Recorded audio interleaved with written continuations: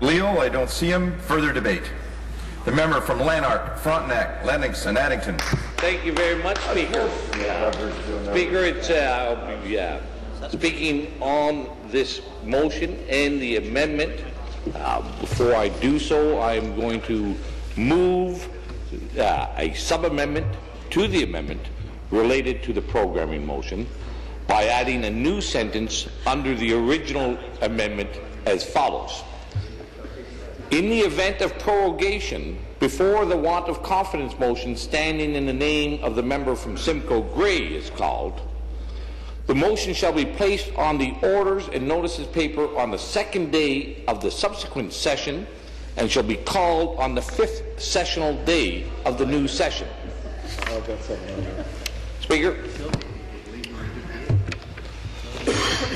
Speaker, today we're debating this government bill. Thank you.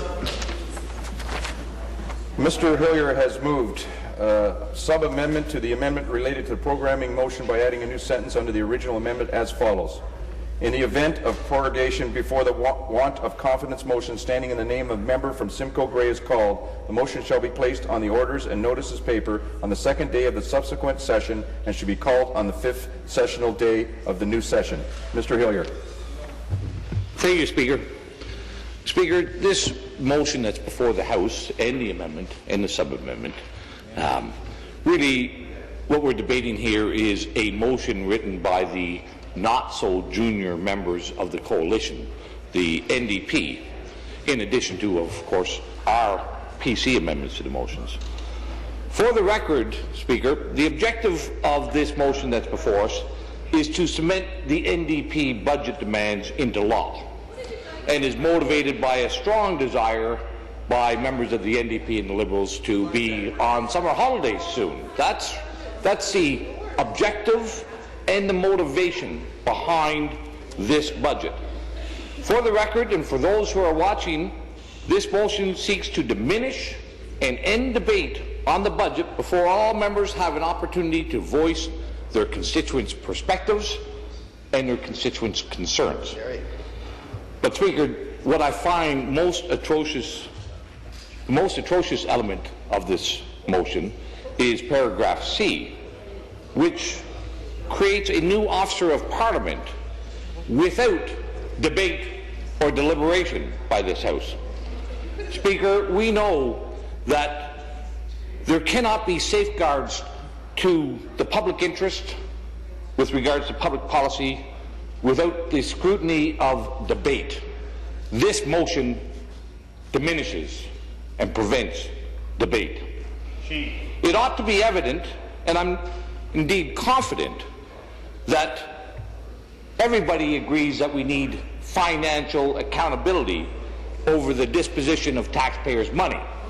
I'm sure we all agree with that, especially in light of the numerous, scandalous, atrocious waste of taxpayer money over the years that I've been here by this Liberal government. But, Speaker, it's elementary and indeed foolish to believe that we can actually achieve financial accountability if we do not first exercise legislative accountability. Speaker, for the NDP to propose and the Liberals to agree to pass this far-reaching bill, the creation of a brand new parliamentary officer, before and without debate, I find disrespectful to this Assembly. I find it disrespectful to the people of Ontario. They are agreeing to create this new officer of Parliament. They have agreed to pass this bill, although the bill has not been tabled in this Assembly. It demonstrates a very cavalier regard to the people of this province and to the people of this Assembly. And I know, Speaker, the NDP like to portray themselves as standing up for the little guy, but I think in this regard their actions are betraying that persona, and it is a facade. Speaker, this motion is really about power, political power, those who will wield it and those who will benefit from it. But I can say with confidence it is not the little guy or the people of Ontario. This motion is not about the people of Ontario. And I want to just reiterate this, read right from the motion, Speaker. This motion, paragraph C, the creation of a financial accountability officer, 2 hours shall be allotted to the second reading stage of the bill. That's on page 12 of today's orders. 2 hours apportioned between the three parties. The committee is authorized to meet for 2 sessional days. And here, in the event that the committee fails to report the bill on the first sessional day following clause by clause, the bill shall be deemed passed and will be ordered for third reading. And 2 hours will be allotted for third reading. Speaker, I know, I've been in this House for my second term now. I know the NDP has always clearly enunciated and articulated the need for public scrutiny on public policy. Been a very, very vigorous defender against time allocations and closures.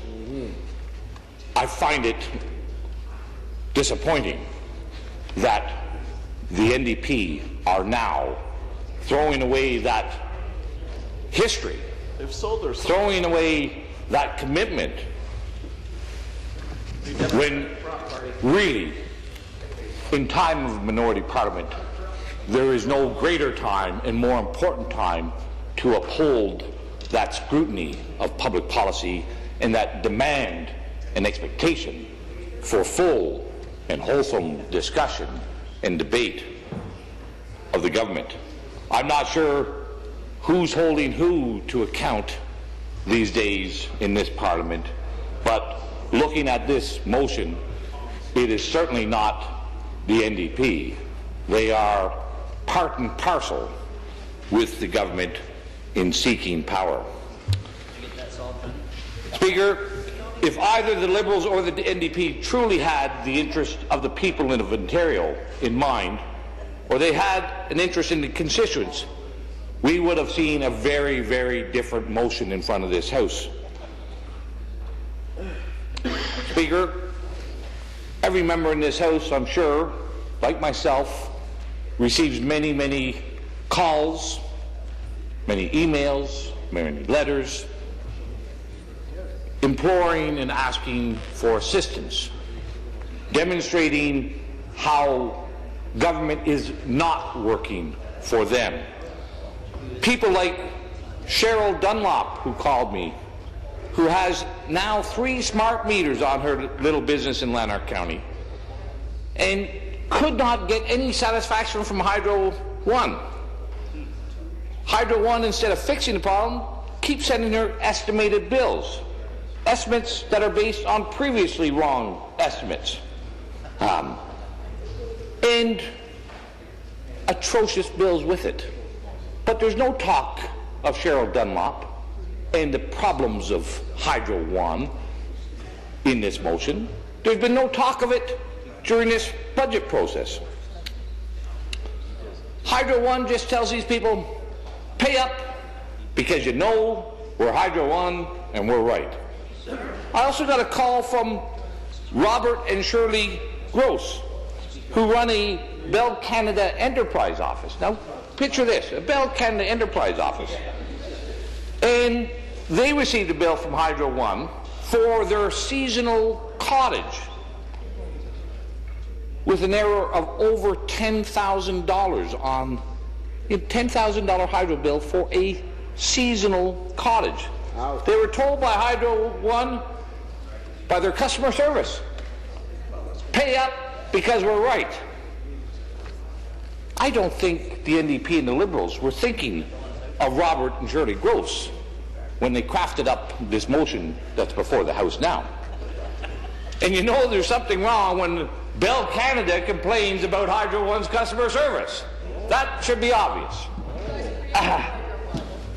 But how about some of the problems we have with the delivery of services to those people that are truly should be government's commitment and concern, those people with developmental disabilities? I have a constituent, Karen Steiner. Her son, Nicholas, has been on the emergency list for longer than I've been a member of this House and is still waiting for the services he needs for his care. No talk about that in this motion for Karen Steiner and her son, Nicholas.